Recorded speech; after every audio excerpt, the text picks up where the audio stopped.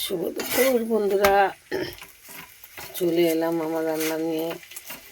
এই দেখো, এখানে রুটি হচ্ছে।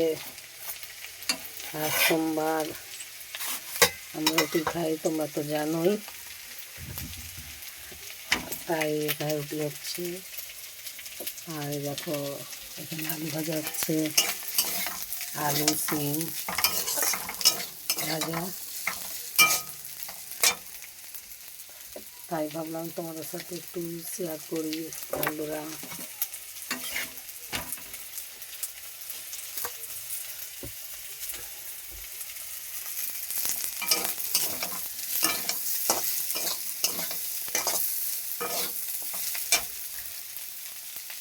আলু ভাজাটা হয়ে গেছে বন্ধুরা, অফ করে দিলাম গ্যাস।